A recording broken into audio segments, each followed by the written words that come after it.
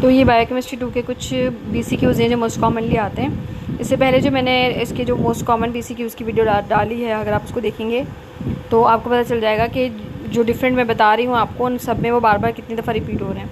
तो ये किसी दूसरी यूनिवर्सिटी का पेपर था जो अभी आया था, तो मैंने सोचा हम उसको भी साथ में रीड करते हैं, तो आपको पता चल जाएगा कि जो मैंने मोस्ट कॉमन जो अपलोड किए हैं वो कितने ज़्यादा मैच करते हैं। अच्छा, आपको वीडियो देखने की ज़रूरत नहीं है, आप चाहें तो इसके स्क्रीनशॉट ले लें क्वेश्चंस के, या फिर इसका लिंक कॉपी करें, इसका ऑडियो डाउनलोड करें और चलते फिरते सुन लें, और आपके सबकॉन्शियस माइंड में जो इसकी थ्योरी है वो बैठ जाएगी। और जब आप पेपर देखेंगे उसमें अगर ये क्वेश्चन लगते हैं तो आप ऑटोमेटिकली सही आंसर की तरफ अट्रैक्ट होंगे। और ये हमारी स्टडी का एक मैकेनिज़्म, एक मेथड है पूरा। अगर आप सबकॉन्शियस माइंड की स्टडी का पढ़ना चाहें तो गूगल से देख सकते हैं। तो आइए स्टार्ट करते हैं इसको। Electron transport and oxidative phosphorylation occur in which of the cell organelle. ये माइटोकॉन्ड्रिया में होता है, और ये होता है माइटोकॉन्ड्रिया की इनर मेम्ब्रेन में, ठीक है ना। In electron transport chain complex 1 refers to which of the following? It refers to NADHQ reductase. In electron transport chain complex 3 refers to Q cytochrome C reductase. 1 के अंदर NADHQ reductase होता है, और transport chain complex 3 के अंदर Q cytochrome C reductase होता है। In electron chain 3 refers to which of the following? It's question दोबारा रिपीट हो गया। Q cytochrome C reductase. In electron chain number complex chain number 4 refers to which of the following? अब 4 के अंदर cytochrome C oxidase होता है, वहाँ Q होता है 3 में, और 4 के अंदर C होता है। In electron transport chain NADHQ reductase refers to which of the following? complex 1. In electron transport chain succinate Q reductase refers to complex 2. हमने 1, 2, 3, 4 की बात करनी थी, तो 1 के अंदर NADHQ होता है हमारे पास, और 2 के अंदर हमारे पास होता है सकीनेट Q, और 3 में हमारे पास होता है Q साइटोक्रोम रिडक्टेज C, और 4 में हमारे पास होता है साइटोक्रोम C ऑक्सीडेज, ठीक है। और इन इलेक्ट्रॉन ट्रांसपोर्ट रिपीट हो रहा है। In electron transport chain cytochrome C refers to which of the following? It refers to 4। Q हमारे पास 3 के लिए होता है और C हमारे लिए 4 के लिए होता है। The enzyme associated directly in ATP generation during oxidative phosphorylation refers to which of the following? It refers to ATP synthesis. ATP synthase. Which of the following is an electron carrier protein? It's cytochrome C oxidase. ये जो है वो electron carrier protein होता है, cytochrome C oxidase. Which of the following is an electron carrier protein? NADHQ जो reductase, ये भी electron carrier protein है। यानी हमारे पास जितने भी ऑप्शन है उसमें आपके पास NADHQ भी, या मतलब जितने भी कॉम्प्लेक्स 1 या 2 या 3 के जो भी हैं कंपोनेंट्स, वो ही जो है वो आपके पास इलेक्ट्रॉन कैरियर प्रोटीन है। तो ऊपर उन्होंने साइटोक्रोम दिया था और यहाँ पे इन्होंने NADHQ दिया है, और अगर ये सारे एक साथ दे दें तो फिर आपने कहना है ऑल ऑफ अबव, ठीक है ना। तो which of the following is an electron carrier protein in the following? Succinate Q reductase, और विच ऑफ द फॉलोइंग? और ये सेम दोबारा से दिया हुआ है, और ये चारों के चारों अलग अलग में दिए हुए हैं। तो जहाँ पर भी ये कॉम्पोनेंट्स होंगे डिफरेंट कॉम्प्लेक्सेस के, आपने उनको सही आंसर में लगाना है। Which of the following cycles the implies chemiosmotic phenomena? It is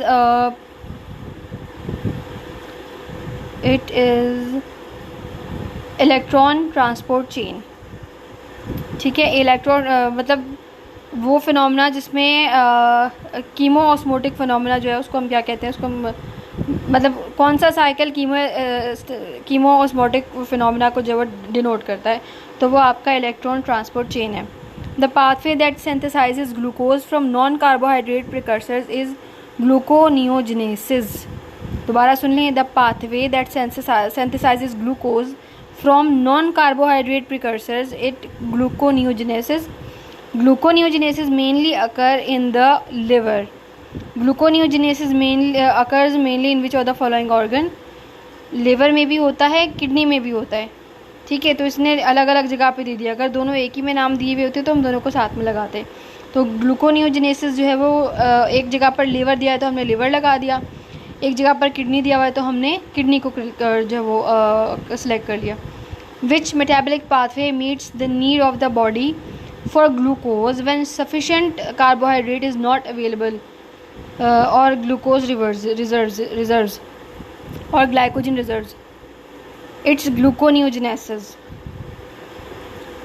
Which metabolic pathway meets the requirements for the brain for glucose when sufficient carbohydrate is not available from the diet or glycogen reserves?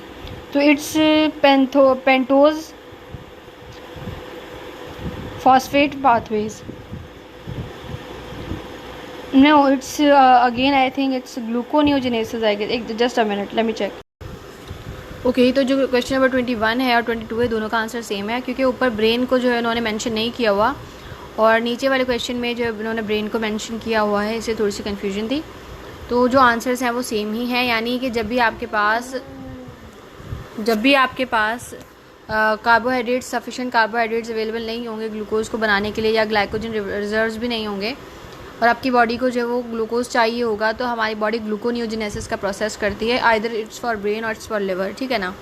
तो दोनों जगह पर answer जो है gluconeogenesis है, 22 का भी gluconeogenesis ही है। ओके तो क्वेश्चन नंबर 23 है कि NADPH and ribose 5 phosphate are the products of pentose phosphate pathway, it's PPP। इस तरह हमने इसको याद किया हुआ था 3P करके, तो आप भी इसको इस तरीके से याद कर सकते हैं। NADPH is required for synthetic pathways of the following of which of the biomolecule? It's glucose 6 phosphate, ठीक है ना। NADPH जो है वो synthetic pathway है ग्लूकोज 6 फॉस्फेट के लिए। NADPH is required for synthetic pathway okay दोबारा रिपीट हो रहा है। which of the what is the nature of core of lipoprotein? It's hydrophilic। अगर आपने सेंगर्स का मैकेनिज्म पढ़ा होगा या फ्लूइड मोज़ेक बाइलेयर पढ़ा होगा तो आपको इसका आंसर आता होगा। How many types of lipoproteins are there in a biological system? There are 5 types of lipoprotein. Which of the following transport dietary exogenous triglycerols and cholesterols from the intestine to other tissues in the body? It's chylomicrons. Which of the following transport endogenous cholesterols from the tissues to the liver? It's HDLS। वहाँ पर exogenous था तो वहाँ पे क्लाइमाइक्रोन्स आ गया, chylomicrons आ गया। यहाँ पे एंडोजीनियस है तो यहाँ पर HDLS आ गया, ठीक है। Which of the following biomolecule is responsible to transport fats lipids through the blood? It's lipoprotein, नाम से पता चल रहा है। Which of the following pathway plays an important role in the regulation and coordination of metabolism of amino acids and carbohydrates? It's glycolysis। ये बहुत important role play करता है आपके अमाइनो एसिड्स और कार्बोहाइड्रेट्स के मेटाबॉलिज्म में, उसकी रेगुलेशन में, उसकी कोऑर्डिनेशन में। What is the site of urea synthesis? और बाज़ लोग इसके लिए किडनी लगा कर आ जाते हैं। इट्स लिवर में आपका यूरिया बनता है, ठीक है। What is the site for urea excretion जो है वो किडनी से होती है। Which of the following is the precursor for triglycerol synthesis? It's glyceraldehyde 3-phosphate। Hydrolysis of triglycerol is under the control of which hormone? Just a second.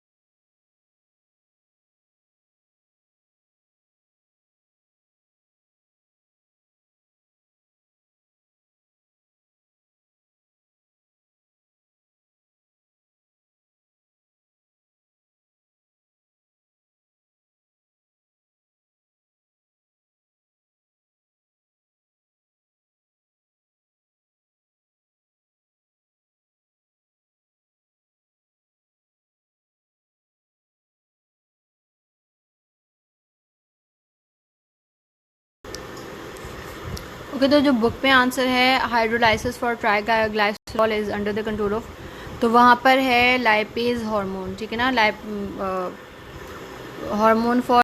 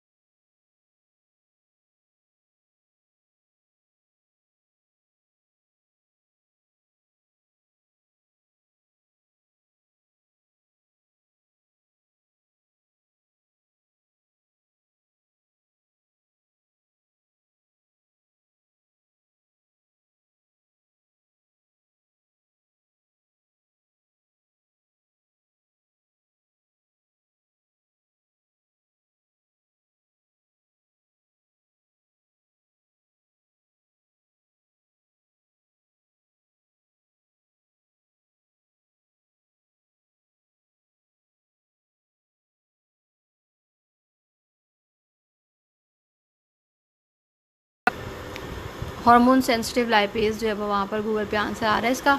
और जब मैंने book से देखा तो वहाँ पर इंसुलिन लिखा हुआ आ रहा है, तो जो राइट आंसर 35 क्वेश्चन का है वो है इंसुलिन। ओके, तो question number 36, which of the following is the precursor of bile salt, it's cholesterol.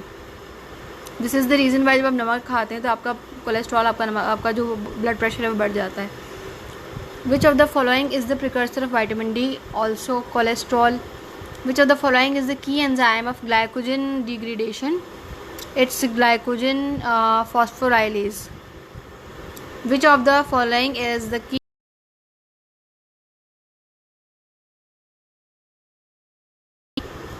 अब देखो सेम क्वेश्चन है यहाँ पे, जो क्वेश्चन नंबर 38 है वो भी सेम है और ये भी सेम है। तो हमारे पास जो है वो दो आंसर हैं इसके, क्योंकि हमारे पास जो 3 किस्म के एंजाइम्स होते हैं, जो 2 हैं वो मेन है। एक तो ग्लाइकोजन फॉस्फोराइलेज या फिर सिर्फ फॉस्फोराइलेज भी बोल सकते हो, और दूसरा है यहाँ पे ग्लाइकोजन डी ब्रांचिंग एंजाइम, यानी ऑप्शन नंबर सी इसका जो है वो सही है। Which of the following is the key enzyme for glycogen synthesis. वहाँ डिग्रेडेशन पूछी थी, यहाँ पे सिंथेसिस पूछी है, तो ये है ग्लाइकोजन सिंथेज और इसके नाम से ही पता चल रहा है और ये इसका सही आंसर है।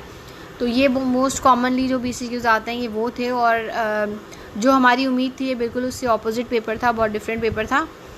तो उम्मीद है कि आपको जो है वो समझ में आया होगा कुछ, तो इसको जो है पढ़ लीजिएगा, और अगर आपको मज़ीद कोई क्वेश्चन चाहिए हो तो मुझसे फेसबुक पर या मेरे इंस्टा पर कांटेक्ट कर लीजिएगा, या मैं आपको मेल कर दूँगी। दुआ में याद रखिएगा, अपना ख्याल रखिएगा, टेक केयर, स्टे ब्लेस्ड, अल्लाह हाफ़िज़।